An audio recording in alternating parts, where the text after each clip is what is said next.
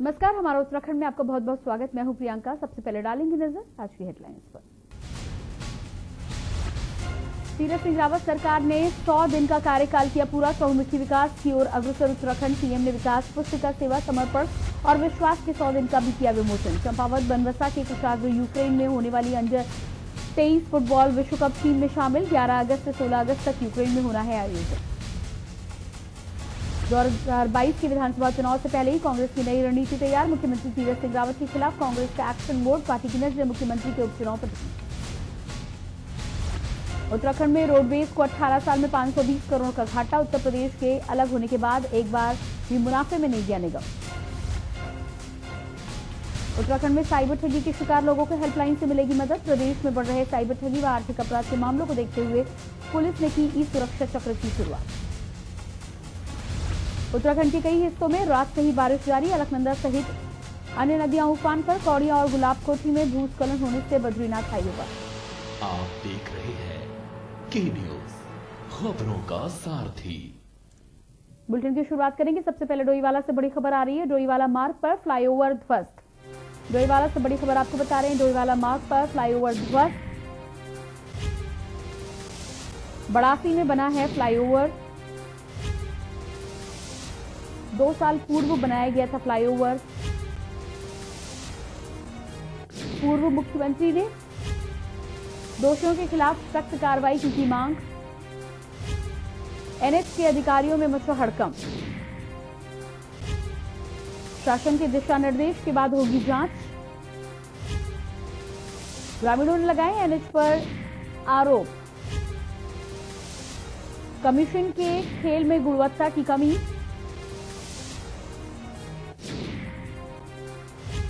डोईवाला से बड़ी खबर आपको बता रहे हैं। नेशनल मार्ग पर फ्लाईओवर ध्वस्त हुआ है। तस्वीरें भी आप देख पा रहे हैं किस तरह से फ्लाईओवर धंसा है। बड़ासी में बना है ये फ्लाईओवर। 2 साल पूर्व ही बनाया गया था फ्लाईओवर। ऐसे में निम्न गुणवत्ता का सामान इस्तेमाल करने के चलते तमाम लोगों का आरोप है कि एनएच ने इस फ्लाईओवर के बनने में अच्छी गुणवत्ता की सामग्री का इस्तेमाल नहीं किया, जिसकी वजह से ये फ्लाईओवर धंसा है। एनएच के अधिकारियों में इस घटना को लेकर हड़कंप मचा है। शासन के दिशा निर्देश के बाद होगी जांच। ग्रामीणों ने लगाए एनएच पर आरोप। कमीशन के खेल में गुणवत्ता की कमी और जिसकी वजह है कि 2 साल के भीतर ही हाईवे की तस्वीरें सामने आ रही हैं। नेशनल मार्ग पर फ्लाईओवर की तस्वीरें हैं, आप साफ तौर पर देख पा रहे हैं किस तरह से 2 साल पूर्व बना फ्लाईओवर।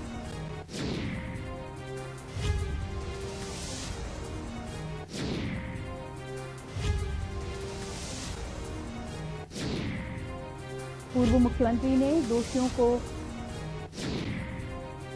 कड़ी सजा देने की मांग की है। एनएच के अधिकारियों में मचा हड़कंप। शासन के दिशा निर्देश के बाद होगी जांच।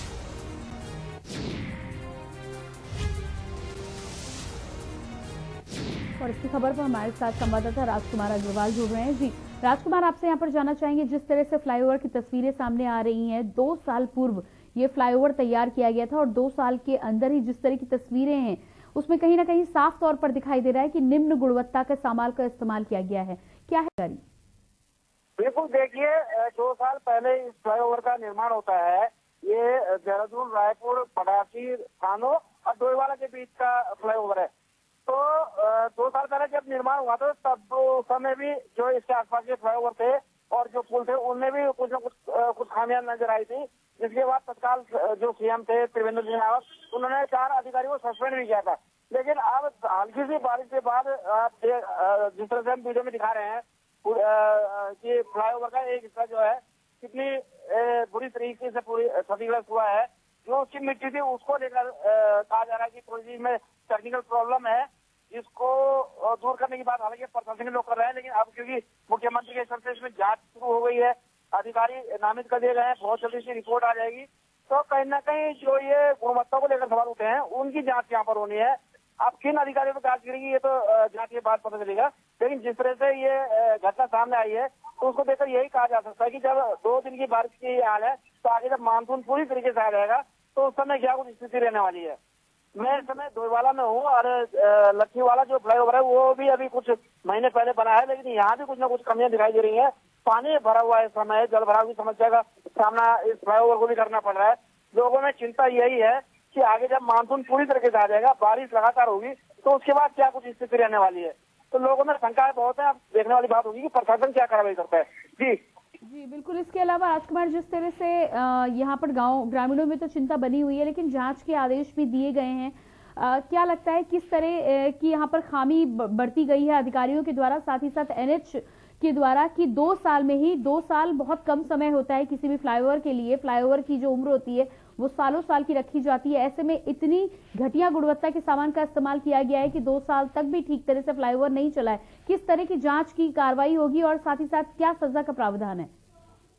देखिए, बहुत बड़ी रकम लगने के बाद ये बाईपास फ्लाईओवर तैयार हुआ था, लेकिन अधिकारियों को समझना होगा कि जब गुणवत्ता का ध्यान नहीं रखेंगे तो इसी तरह की हरकतें सामने आएंगी। हालांकि पहले भी इसमें कार्रवाई हो चुकी है। जो दूसरा फ्लाईओवर का कुछ हिस्सा पहले भी धंसा था, उस समय तत्कालीन मुख्यमंत्री थे त्रिवेंद्र सिंह रावत, उनके समय की बात है। ये फ्लाईओवर भी जो है त्रिवेंद्र रावत जी के टाइम पे ही बना था। तो अब त्रिवेंद्र रावत जी सवाल कर रहे हैं तीरथ सिंह रावत जी के सामने कि इसमें जांच की जाए, दोषी अधिकारी को जो है कार्रवाई की जाए। लेकिन एनएच के अधिकारियों को मालूम है कि घास उनसे गिरनी लगभग है, तो इसलिए जांच में कहीं ना कहीं तेजी लाने की बात कही जा रही है। लेकिन अधिकारी जो है ठीक उन अधिकारियों को सिर्फ बोल रहे हैं जो पहले यहाँ थे, यानी कि उनका ट्रांसफर हो गया। जो उस समय के तत्कालीन एई थे, जेई थे और तमाम बड़े अधिकारी थे, वो इस समय सब पहाड़ों पे ड्यूटी कर रहे हैं। तो देखने वाली बात यही होगी कि अब इसकी जब जांच शुरू होती है तो इसमें लीपापोती होती है या इसमें कोई ठोस कार्रवाई होती है, ताकि भविष्य में इस तरह की कार्रवाई जब हो तो लोगों के लिए एक सबक बन सके। जी बिल्कुल। इस जानकारी के लिए आपको बहुत बहुत शुक्रिया राजकुमार। और लगातार अपने तमाम दर्शकों को हम जानकारी दे रहे हैं जिस तरह से ये फ्लाईओवर की खबर सामने आई है। तस्वीरें आप साफ तौर पर देख पा रहे हैं। ग्रामीणों ने एनएच पर आरोप लगाए हैं। कमीशन के खेल में गुणवत्ता में कमी का ये मामला सामने आया है। हमारे संवाददाता राजकुमार का साफ तौर पर ये कहना था कि 2 साल ही समय बीता है। ऐसे में जैसे ही मानसून का समय नजदीक आया, फ्लाईओवर की ये स्थिति देखने को मिल रही है। और जैसे जैसे मानसून आगे बढ़ेगा, बारिश और ज्यादा बढ़ेगी, ऐसे में स्थिति और खराब हो सकती है। शासन और प्रशासन को न केवल इस चीज को दुरुस्त करने के लिए जल्द से जल्द कदम उठाने पड़ेंगे, बल्कि इस गुणवत्ता में फ्लाईओवर बनाने में तमाम अधिकारियों के द्वारा गुणवत्ता को लेकर जो घालमेल यहाँ पर किया गया है, जो घोटाला किया गया है, उसको लेकर यहाँ पर जांच के आदेश दिए गए हैं। देखना ये होगा कि किस तरह की कार्रवाई होती है आगे आने वाले समय में, और इस कार्रवाई के बाद किस तरह से इसकी मरम्मत की जाती है, क्योंकि इसकी वजह से कहीं ना कहीं मार्ग भी बाधित है और इससे लोगों को, ग्रामीणों के साथ ही साथ आवागमन में लोगों को खासी दिक्कतों का सामना करना पड़ रहा है। नेशनल मार्ग पर फ्लाईओवर की तस्वीरें आप देख पा रहे हैं। बड़ासी में बना है ये फ्लाईओवर जिसमें यह हादसा हुआ है। तस्वीरें साफ तौर पर आपके सामने हैं। फ्लाईओवर का आधे से अधिक हिस्सा धंस चुका है। माना जा रहा है कि तमाम मटीरियल जो फ्लाईओवर के बनने में इस्तेमाल हुआ है उसमें निम्न गुणवत्ता के सामान का इस्तेमाल किया गया है।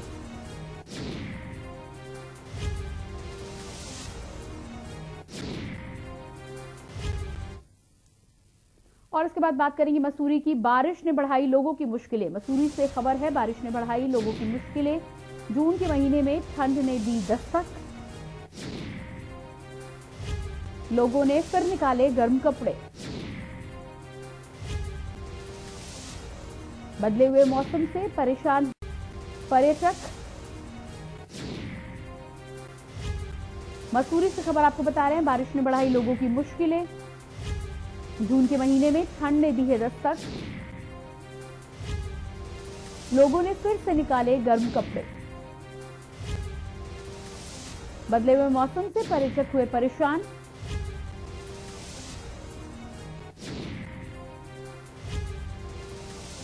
बारिश ने बढ़ाई लोगों की मुश्किलें।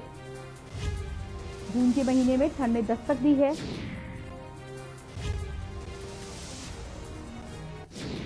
लोगों ने फिर से निकाले हैं गर्म कपड़े। ऐसे में बदले हुए मौसम का मिजाज नजर आ रहा है मसूरी में, और बदले हुए मौसम से पर्यटक खासे परेशान दिखाई दे रहे हैं। गर्मियों में अच्छे मौसम का मजा लेने के लिए पर्यटक मसूरी पहुंचे थे, लेकिन ऐसे में ठंड ने दस्तक दी है। पर्यटकों को खासतौर पर काफी परेशानी का सामना करना पड़ रहा है। इसके अलावा स्थानीय लोगों ने एक बार फिर से गर्म कपड़े निकाल दिए हैं मौसम के मिजाज को देखते हुए।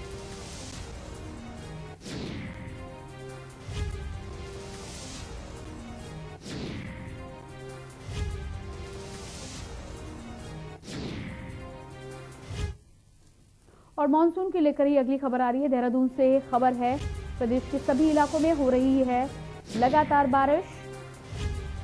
कई जिलों में आवागमन हुआ ठप। बारिश से कई इलाकों में ठंड ज्यादा। जून में ही जनवरी जैसी ठंड की हो गई है शुरुआत।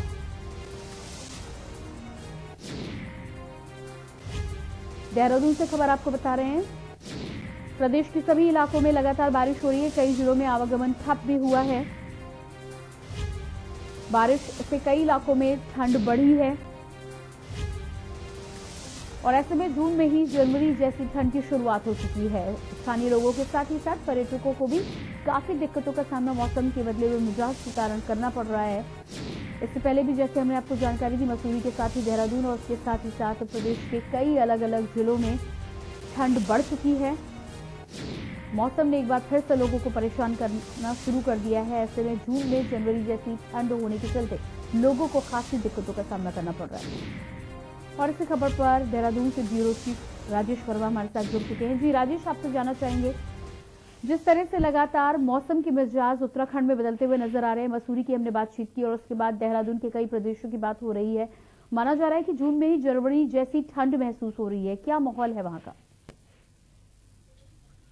बिल्कुल प्रियंका, मैं बता दूं कि कल देर रात से झमाझम बारिश जो है वो तमाम जिलों में देखने को मिल रही है और मौसम विभाग ने पहले ही सचेत कर दिया था कि 16 से लेकर 18 जून को भारी बारिश जो है तमाम जिलों में देखने को मिलेगी। लेकिन इस समय मौसम की अगर बात करें तो मौसम में काफी जो है टेम्परेचर में लोगों को जो है राहत मिली है, गर्मी से निजात मिली है। और देर रात से जिस तरीके से राजधानी सहित तमाम पहाड़ी जिलों में खासतौर से जो बारिश हो रही है, तो उससे मौसम तो भले ही कुछ मिजाज हुआ है, लेकिन साथ साथ जो चारधाम रूट है वो कहीं ना कहीं बाधित हुआ है।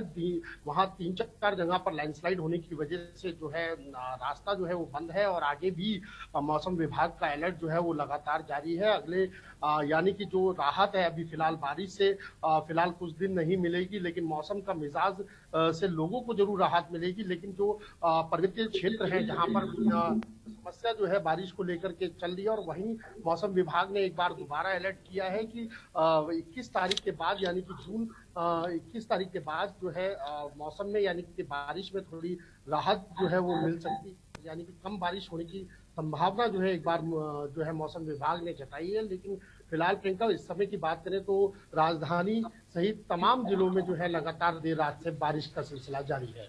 जी, इसके अलावा जिस तरह से लगातार बारिश की बात हो रही है, अलग अलग प्रदेशों में अलग अलग जिलों से भी ये खबरें आ रही हैं। ये भी आपसे जानना चाहेंगे कि खास तौर से उत्तराखंड के अलग अलग जगहों में जो पर्यटक पहुंचे थे उन्हें किस तरह की दिक्कतों का सामना करना पड़ रहा है और स्थानीय लोगों को भी कौन सी दिक्कतें सामने आ रही हैं? बिल्कुल प्रियंका, क्योंकि एक चीज और भी बताएंगे कि मानसून की जो दस्तक है वो उत्तराखंड में हो चुकी है और मानसून की दस्तक के आगाज के साथ साथ जिस तरीके से प्रदेश सरकार ने जो है एक राहत जो है लोगों को यहाँ पर आने की दी है, तो कहीं ना कहीं पर्यटन आ रहा है, लिमिट दायरे में आ रहा है और अपना आरटीपीसीआर का किट टेस्ट रिपोर्ट के साथ प्रदेश के अंदर दाखिल हो रहा है और जिसकी नेगेटिव जो रिपोर्ट है उसको दिया जा रहा है। लेकिन पर्यटन के हिसाब से देखें तो अब जो है सिलसिला जो है धीरे धीरे पर्यटन का शुरू हुआ है। कहीं और मसूरी की बात करें या नैनीताल हल्द्वानी की बात करें तो ऐसे पहाड़ी इलाके क्षेत्र हैं जहां पर जो है पर्यटन आ रहा है, लेकिन जो निचले यानी कि मैदानी क्षेत्रों से जो पहाड़ी क्षेत्र की तरफ जो भी पर्यटन आता है तो इस समय मौसम का मिजाज उसको है इतना सुहाना लग रहा है कि जो टेम्परेचर है वो काफी डाउन है, यानी कि जो ठंड वाली एक सरसराहट है वो मौसम में साफ तौर पे देखने को मिल रही है और मौसम का जो मजा है वो निचली जो पर्यटन जो मूव कर रहा है उत्तराखंड की तरफ वो जो है कहीं ना कहीं इसका लुत्फ जो है वो जरूर उठा रहा है। लेकिन इसके साथ साथ प्रियंका हमें ये भी समझना होगा कि जो कि लगातार जब भी मानसून आता है तो पर्वतीय क्षेत्रों पे काफी परेशानी जो है मानसून को लेकर के खासतौर से होती है, क्योंकि लैंडस्लाइड का जो खतरा है वो पहाड़ों पर बन जाता है और साथ ही क्योंकि हालांकि अभी चारधाम यात्रा जो है वो बंद है, आम जनता के लिए या यात्रियों के लिए तो फिलहाल अभी लेकिन जो रूट है वो कहीं ना कहीं बाधित हो रहे हैं, क्योंकि ऑल वेदर रोड का भी काम जो है वो पहाड़ी क्षेत्र पे चल रहा है। तो एक बड़ी समस्या जो है प्रियंका जो है मानसून के दौरान जो है पहाड़ी क्षेत्र में खास तौर से देखने को मिलती है। और अभी जो राहत है, यानी कि अभी कोई बारिश से 3 से 4 दिन तक कोई ऐसी राहत जो है वो प्रदेश में नहीं मिलेगी, क्योंकि मानसून शुरू हो चुका है। और मौसम विभाग ने खास तौर से अलर्ट किया है कि 3 से यानी कि 20 से लेकर 21 जून के बाद ही बारिश में थोड़ी कमी आ सकती है। प्रियंका जी बिल्कुल, जिस तरह से राजेश आपने जानकारी दी है कि पर्यटन के साथ ही साथ और मौसम के मिजाज के साथ ही साथ लैंडस्लाइड का खतरा बढ़ा हुआ देखा जाता है। अभी थोड़ी देर पहले ही NH फ्लाईओवर जो धंसा है उसको लेकर भी खबरें अपने दर्शकों को हमने दिखाई हैं। तो इस तरह की तमाम चीजें, साथ ही साथ कई बार ये भी देखते हैं कि तस्वीरें भी हम आपको दिखा देते हैं, जिस तरह की तस्वीरें सामने आई हैं, ऐसे में माना ये जा रहा है कि कहीं ना कहीं निम्न गुणवत्ता का सामान का इस्तेमाल किया गया, जिसकी वजह से ये फ्लाईओवर धंसा है। तो इस तरह की समस्या के साथ ही साथ पहाड़ों में इस तरह के और कितनी समस्या बनी रहती है, क्योंकि जब से ये तमाम हादसे होने शुरू हुए, केदारनाथ की बात कर ले, चमोली हादसे की बात कर ले, तमाम पर्यटक भी जब जाते हैं तो कहीं ना कहीं उनके दिमाग में रहता है कि खतरा रहता है और बहुत ही सावधानी के साथ पर्यटन और सावधानी के साथ वहां पर यात्रा करना जरूरी है। तो कितनी सावधानी रखने की जरूरत है और किस तरह के हादसे और अधिक आपको देखने को मिले? बिल्कुल महत्वपूर्ण सवाल है और जायज सवाल है, क्योंकि मानसून जैसे मैंने बताया प्रियंका, अभी तो फिलहाल जैसे हमने अपने दर्शकों को अवगत करा दें कि चारधाम यात्रा अभी नहीं चल रही है यात्रियों के लिए, लेकिन जब भी चारधाम यात्रा का रूट जब चलता है तो काफी जो है जो लगातार रूट चलने की वजह से कई बार जो है इस दौरान, यानी खास तौर से मानसून के दौरान जो है वहां पर लैंडस्लाइड का खतरा बन जाता है। और 2-2, 3-3, 4-4 दिन से लेकर इतने घंटों तक जो है वेटिंग जो है वहां पर लोगों को सड़क पर ही करनी पड़ती है। लेकिन इस बार एक जो है कहीं ना कहीं जो प्रशासन है उसको अलर्ट पे रखा गया है और उसको खास तौर से हिदायत दी गई है, जो भी जहां लैंडस्लाइड का खतरा होता है वो पहाड़ियां जो है वो चिन्हित जो है वो प्रशासन ने की है। और वहां पर स्पेशली जो बुलडोजर है, जो रोड क्लीन करने वाले जो भी उपकरण हैं, मशीनें हैं, वो वहां पर पहले से ही तैनात कर दी गई है, ताकि अगर भविष्य में अभी जो सरकार का अनुमान सरकार से अनुमान लगाया जा रहा है कि 1 तारीख के बाद से जो है कहीं ना कहीं यात्रा जो है चारधाम यात्रा जो है वो शुरू हो सकती है। तो इसीलिए पहले ही प्रशासन को अलर्ट कर दिया गया है। SDRF की भी टीम यहाँ पर अलर्ट है। तमाम जो BRO की टीम है, जो रोड क्लीनिंग का काम जो है, रोड से संबंधित काम जो है वो पहाड़ों पर करती है, बॉर्डर लाइन से जोड़ने का काम जो करती है, उसको भी अलर्ट पे रखा गया है। क्योंकि अमूमन हमने देखा है कि जब भी मानसून शुरू होता है तो कहीं ना कहीं एक बड़ा लैंडस्लाइड का खतरा जो है वो पहाड़ों पे बनता है और लोगों के फंसे जाने की जो संभावना है वो बन जाती है। लेकिन आज भी अगर हम अब तक की बात करें तो कहीं जो है लैंडस्लाइड भी हुआ है चारधाम यात्रा के दौरान, यानी कि बद्रीनाथ नेशनल हाईवे पे खास तौर से बात करें, जो नदी नाले हैं वो उस समय उफान पर चल रहे हैं और कहीं ना कहीं जो कनेक्टिविटी है वो रोड की जो है वो कटी है।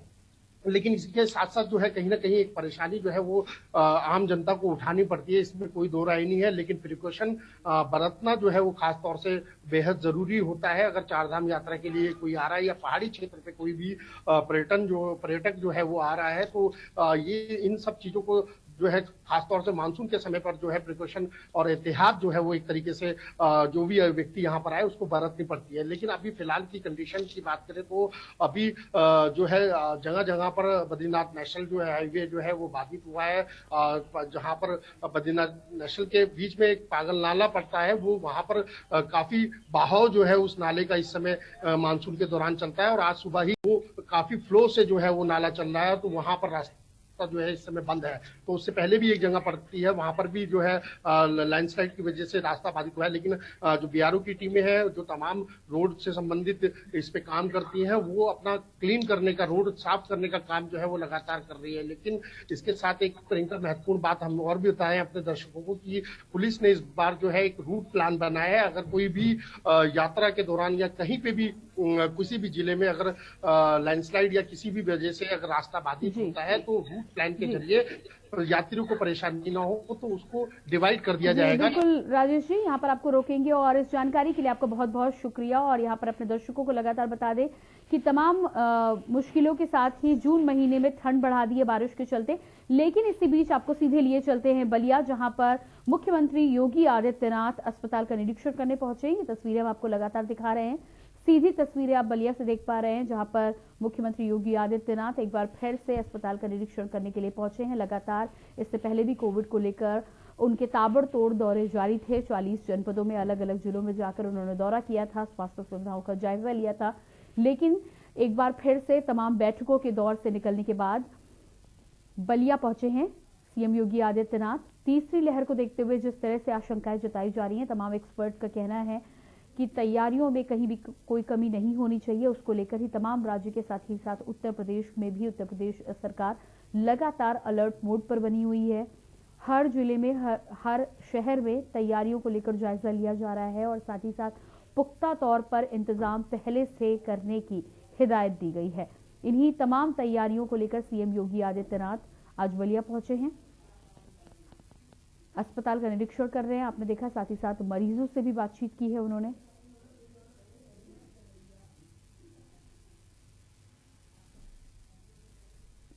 और ये सीएम योगी आदित्यनाथ की तस्वीरें हैं, बलिया में पहुंचे हैं। बलिया में अस्पताल का निरीक्षण करने के बाद ही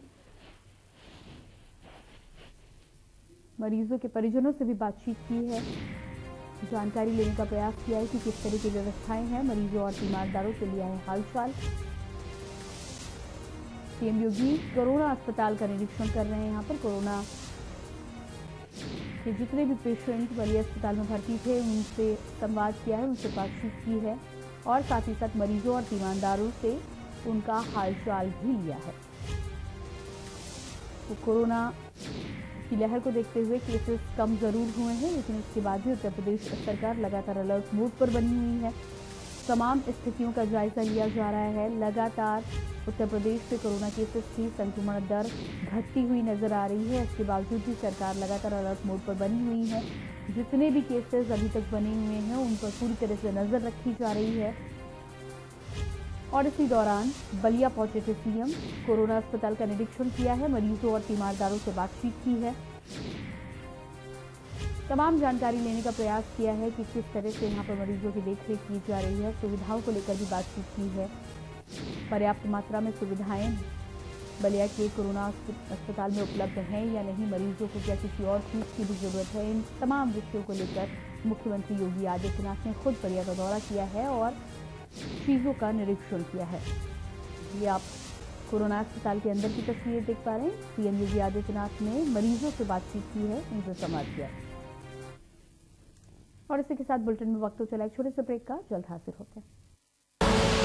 आप देख रहे हैं के न्यूज, खबरों का सारथी। सुबह के लिए उड़ चला गैरों की जमीन पर, खुशबू अपने पन की ढूंढता। दूर कितना भी जाओ, इस जुबान से दूर ना जा पाओगे। रुमल बोलो जुबान केसरी। और खुशबू में झूम के भाई लेके आए गोल्डी मसाले। गोल्डी मसाले, खुशबू और स्वाद ऐसा तो रिश्तों में गुस्सा कैसा। आप देख रहे हैं के न्यूज, खबरों का सारथी।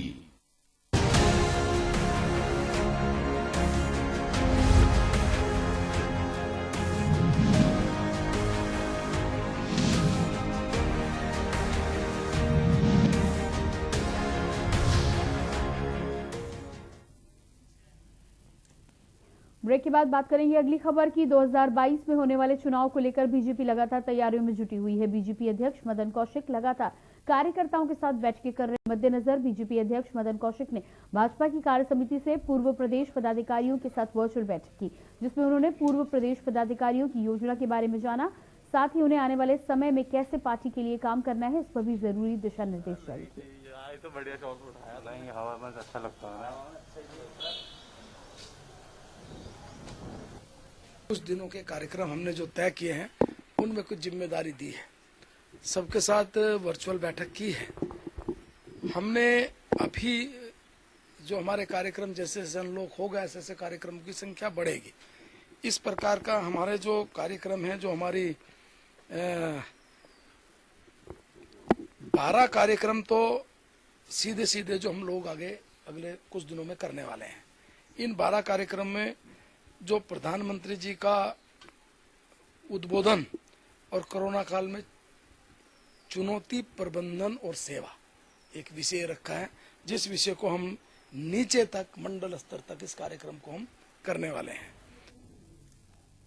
कोरोना काल में मरीजों को अस्पतालों में बेड, ऑक्सीजन और वेंटिलेटर जैसी सुविधा को लेकर सरकार का विपक्ष के साथ साथ जनता के लिए भी जवाब देना मुश्किल होता जा रहा है, जिसके चलते अब सरकार द्वारा लगातार सभी जगह अस्पतालों में आईसीयू, ऑक्सीजन और जनरल बेड लगवाए जा रहे हैं। इसी कड़ी में गढ़ी कैंट के छावनी परिषद के लगभग 100 बेड से ऊपर वाले अस्पताल का मुख्यमंत्री तीरथ सिंह रावत और कैबिनेट मंत्री गणेश जोशी ने लोकार्पण किया। अस्पताल में 100 bed oxygen, 10 ICU bed, 8 ventilator bed की सुविधा दी गई है।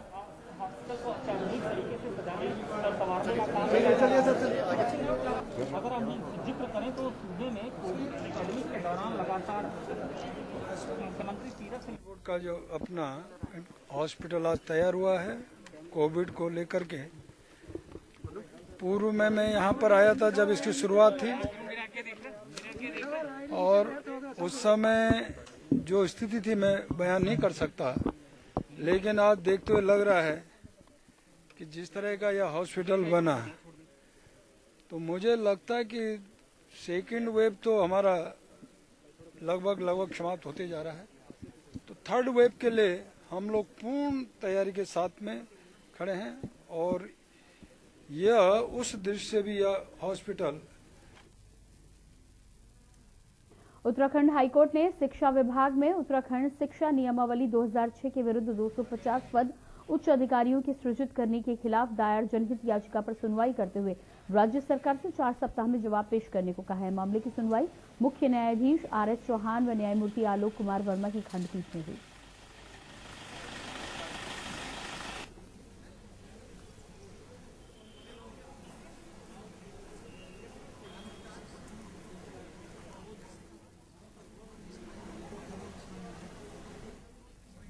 देहरादून निवासी सतीश चंद्र लखेड़ा जी द्वारा एक माननीय उच्च न्यायालय में जनहित याचिका दायर की गई थी। इस याचिका में उनके द्वारा वर्ष 2011 के गवर्नमेंट ऑर्डर को चैलेंज किया गया। इसमें राज्य सरकार द्वारा उत्तराखंड स्कूल एजुकेशन एक्ट 2006 के खिलाफ जाते हुए विभिन्न पदों का सृजन कर लिया गया। जिन पदों का कोई भी प्रिस्क्रिप्शन प्रेस्क्राइब्ड नहीं है एक्ट के अंदर, उन पदों का सृजन कर लिया गया एवं एक पद के अगेंस्ट 4-4, 5-5 पद बना लिए गए। 97 पोस्ट ब्लॉक एजुकेशन ऑफिसर के क्रिएट कर लिए गए, 10 post additional director of education के क्रिएट कर लिए गए। इस हिसाब से 300 से अधिक पदों का सृजन कर लिया गया, जिसका एक्ट में कहीं भी प्रिस्क्राइब प्रोविजन पर नहीं है। सौरभ हत्याकांड में शामिल दूसरे हत्यारोपी कमरेज को कोतवाली पुलिस ने आखिरकार यूपी के गाजियाबाद से गिरफ्तार कर लिया, जिसे अब कोर्ट में पेश कर जेल भेजने की तैयारी शुरू हो गई है। आपको बता दें कि बीती 12 जून को एक शव बरामद हुआ था, जिसकी पहचान लक्ष्मीपुर गांव निवासी 23 वर्षीय सौरभ के रूप में हुई थी।